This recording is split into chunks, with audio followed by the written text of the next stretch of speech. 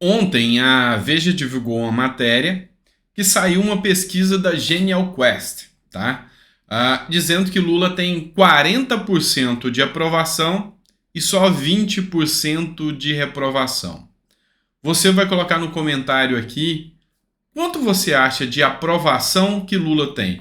O nível de aprovação dele. Coloca aí. Qual a aprovação do Lula na sua visão? Você vai dar a nota de 0 a 100.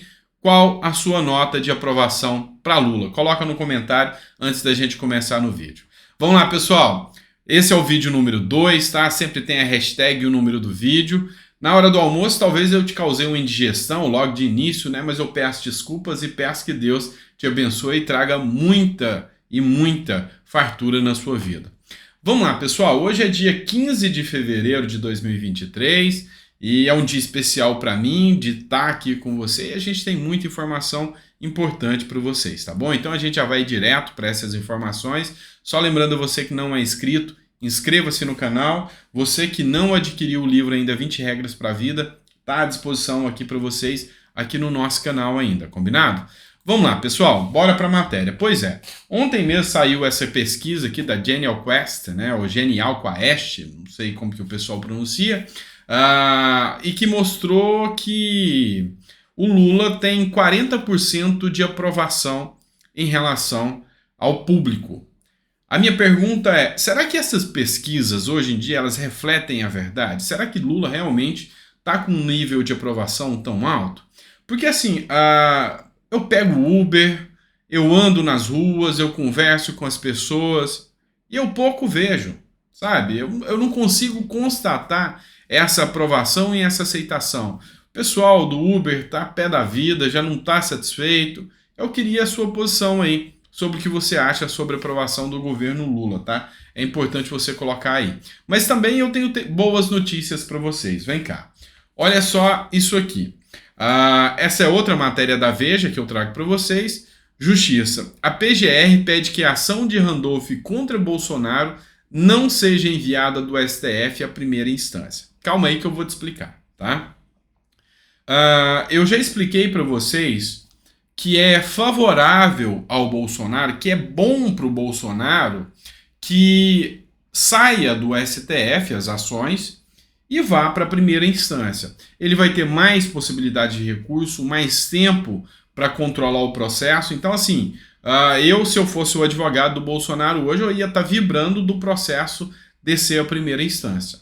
Só que a PGR, que é a Líndora, ela pediu que este processo do Randolph em específico não desça à primeira instância. Ela argumentou o seguinte, olha, ao que pese as decisões tomadas pelo STF, já tem o posicionamento de algumas ações, e essas ações, em alguns casos, o STF não tira o foro privilegiado, não manda para a primeira instância, permanece no STF.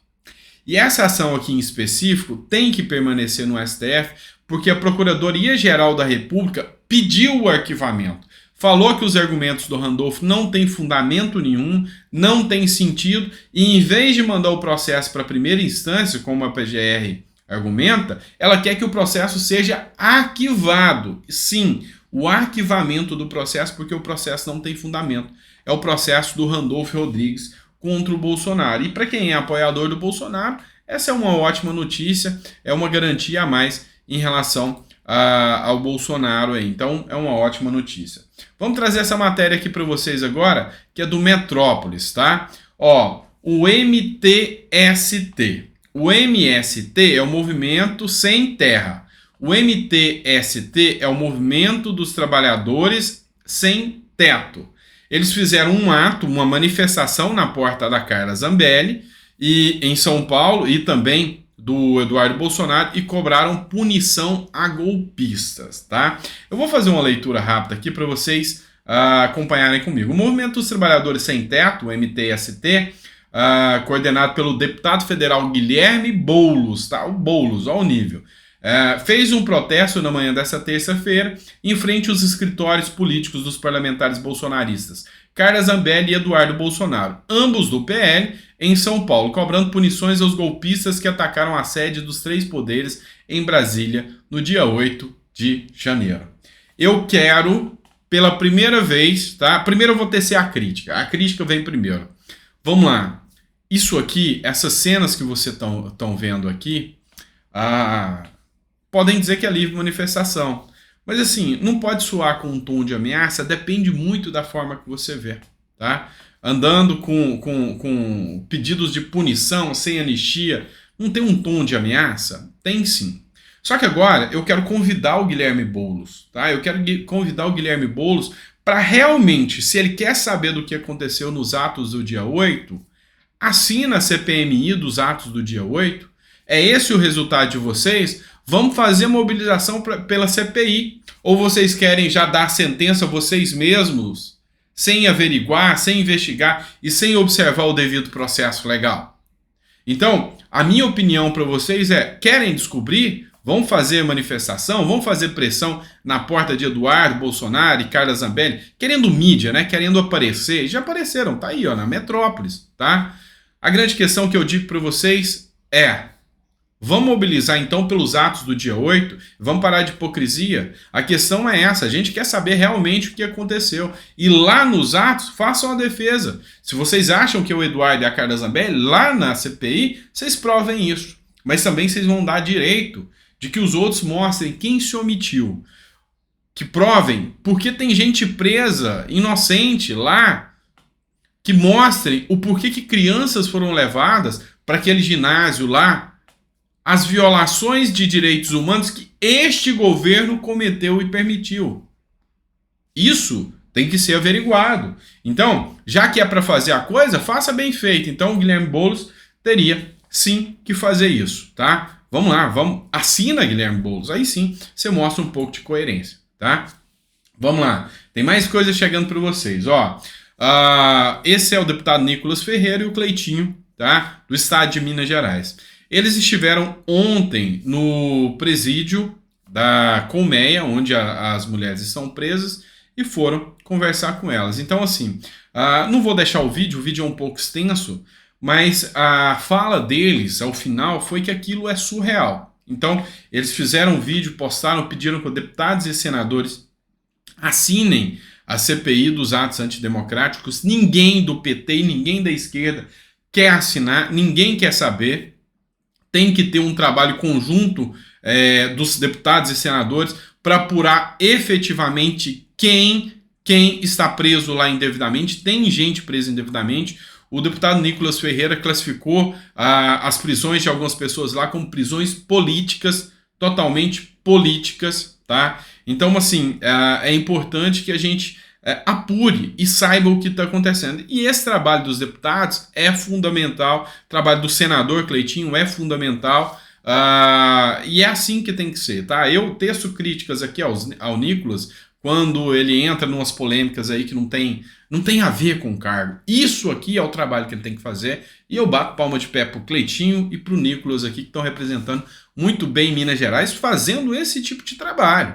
É esse tipo de trabalho de ir lá fiscalizar, falar em tribuna, postar nas suas redes sociais, e é esse tipo de trabalho que o STF não tem o direito de cercear. Essa é a função do parlamentar. Então você tira as redes sociais do parlamentar e tira ele o direito de defender a população que votou nele. Isso não é certo, isso não é democracia, podem ter certeza disso. Então, assim, dou parabéns aqui ao Cleitinho e ao Nicolas Ferreira. Bora falar do assunto aqui um tanto quanto polêmico agora, vamos lá. Deputado do MBL será vice-líder do Tarcísio na Assembleia, tá? Então, Tarcísio de Freitas, que vem batendo um bolão, tá? Olha, eu vou expor aqui para vocês. Por que isso aqui é polêmico? Esse aqui é o Guto Zacarias. A polêmica aqui paira pela postura que o MBL tomou em razão do Bolsonaro e do bolsonarismo. Eles são tão, quando se fala em bolsonarismo, eles são tão agressivos e oposição quanto os próprios petistas, ou talvez até mais. Eu acho que é bola fora deles, porque eles viram muito bem que com o governo PT a situação é muito mais crítica do que com o governo Bolsonaro. Não tenha dúvidas disso.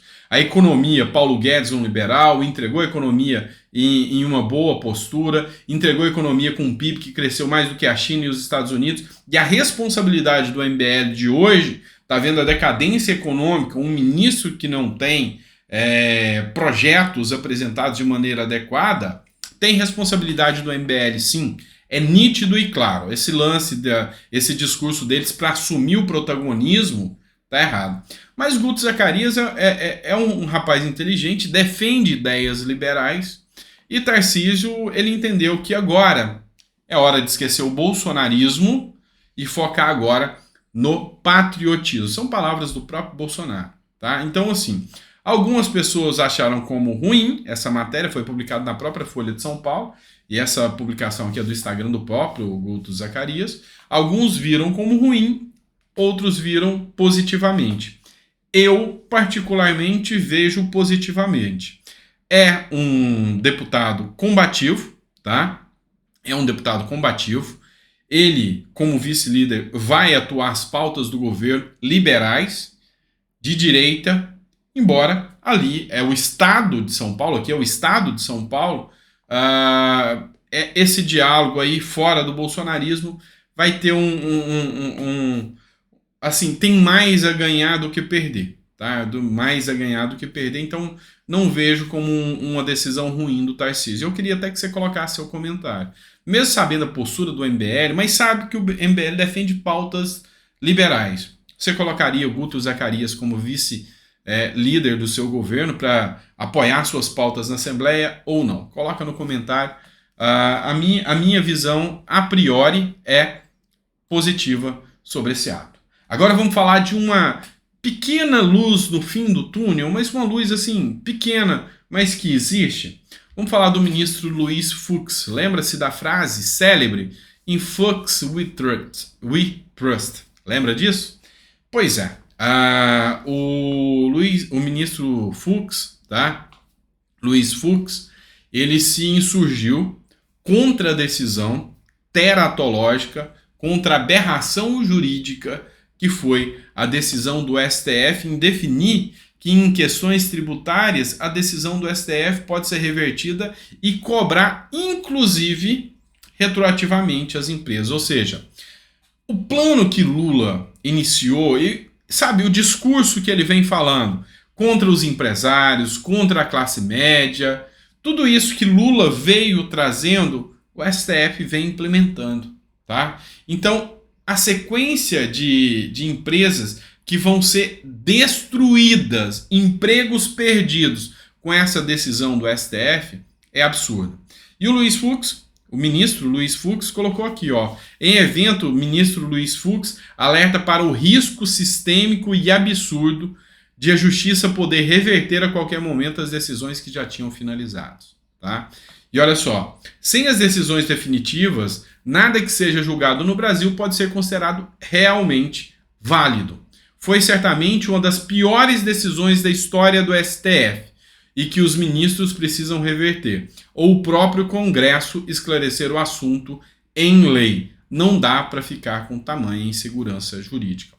É lógico que isso aqui vai ter que ser objeto de ações no Congresso, tá? Mas hoje a gente já viu que o Congresso não apita nada. Se o Congresso vai lá e faz uma lei nesse sentido, o próprio STF derruba falando que é inconstitucional. Ou seja, algo de errado não está certo. Tem coisa errada aí na nossa justiça brasileira. E a gente tem que alertar vocês e tem que mostrar aqui. Ainda bem que Luiz Fux, pelo menos algumas luzes de consciência pairam ali dentro do STF ainda. É lógico, decisões certas, decisões erradas, mas assim, pelo menos alguns lapsos bons a gente consegue localizar, tá? Vamos falar do senador Esperidião Amin, tá? Ó, o senador Esperidião Amin publicou nas suas redes sociais, no seu Instagram, o senador Esperidião Amin assinou o requerimento de instalação da Comissão Parlamentar Mista de Inquérito para apurar os fatos do dia 8 de janeiro. Eu que o conheço pessoalmente, a gente já trabalhou junto na pauta sobre a suspensão dos consignados, tá? Um projeto que ele trabalhou em conjunto com a gente, tá? E me ligou ao telefone, a gente ficou muito tempo sobre o telefone, conversando sobre pautas. Um senador que realmente não deixa a desejar, tá? Representa bem o estado de Santa Catarina, tá? Ele, a esposa dele também é deputada, e a gente tem que contar com eles para defender as pautas liberais, defender as pautas e, enfim, enfrentar as pautas nocivas que sejam encaminhadas ao Congresso. Ele é um senador aberto ao diálogo e eu tenho certeza que merece muito o nosso respeito e eu tenho que dar parabéns para ele. Vamos lá, eu estou trazendo muita coisa para vocês hoje aqui, tá? Olha só, o Márcio Colombo, que é vereador, ele deu uma resposta ao STF e teve uma vitória dentro do município de São Paulo, tá? Tá aprovado o PL de autoria do Márcio Colombo, tá? Que proíbe a linguagem neutra em canais de comunicação da cidade, tá? Então, o que ele distingue da ação que o STF anulou? O STF disse que o Estado não pode editar uma lei proibindo a linguagem neutra nas escolas. Por quê? Porque educação é uma matéria, é uma competência da União legislar. Então, ele abriu ali que os estados não podem proibir a linguagem neutra nas escolas. O que o Márcio Colombo fez? Falou que dentro dos canais de comunicação oficiais do município de São Paulo não poderá ser utilizada a linguagem neutra. É complicado, chega a ser um absurdo, uma coisa tão fútil e besta dessa ter que ser objeto de ação de um projeto de lei para mudar isso, né? Então, assim, é absurdo, é abjeto o pessoal querer emplacar a ideologia, isso, assim, de forma tão, sabe, sem sentido, sem noção, tá? E como eu tirei aqui hoje para falar de boas pautas, tá? Ó, o Conexão Política, ele tá dando parabéns aqui ao deputado Messias Donato, tá? Messias Donato, porque ele protocolou um requerimento para criar a Frente Parlamentar contra a Sexualização de Crianças, tá? Isso aqui é importante demais, tá? A gente está vendo as matérias veiculadas aí sobre a USP, tá liberando tratamento para crianças, para a questão da transição de gênero a partir dos 4 anos. Isso é absurdo, tá? Isso chega a ser nojento com a criança, você tentar emplacar na cabeça dela que ainda não tem o conhecimento e o discernimento correto ali, tá? Então tudo tem o seu devido momento, na idade certa. Se ele optar em ter uma opção sexual diferente, a gente só pode desejar que essa pessoa seja feliz, mas em crianças não. Em crianças não dá para ser feito esse tipo de trabalho. E parabéns aqui ao deputado Messias Donato, que é do Republicanos do Espírito Santo, que traz essa pauta aí, tá bom? Vamos lá, pessoal, ficou até o final do vídeo? Coloca no comentário que gostou, que não gostou. A gente está tentando trazer o máximo de informações para vocês, é muita coisa ao mesmo tempo acontecendo. Vocês viram que os vídeos estão ficando até um pouquinho mais extensos, mas é porque é muita coisa, é muita informação e eu estou tentando trazer aqui sempre, sabe, com cautela, com cuidado aqui para vocês, para errar o menos o possível, né? Porque errar eu sou humano, tá? Mas menos o possível. E agora, no finalzinho, a gente tem que fazer o nosso jabá, né? Eu tenho as crianças para cuidar, vamos lá.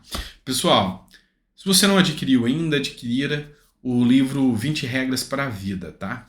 São frases marcantes que a gente coloca para, sabe, para crescer a gente como pessoa, tá? Crescer como cidadão.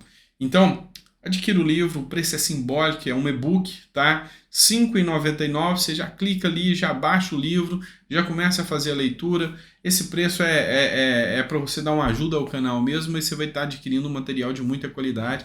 E foi um sucesso de venda, milhares de cópias já foram vendidas e o feedback do pessoal está muito positivo, tá bom? Então, desde já eu te agradeço, muito obrigado. E eu volto daqui a pouquinho, viu? 4 horas da tarde eu tô aqui pra gente tomar aquele café juntos, tá bom? Abraço.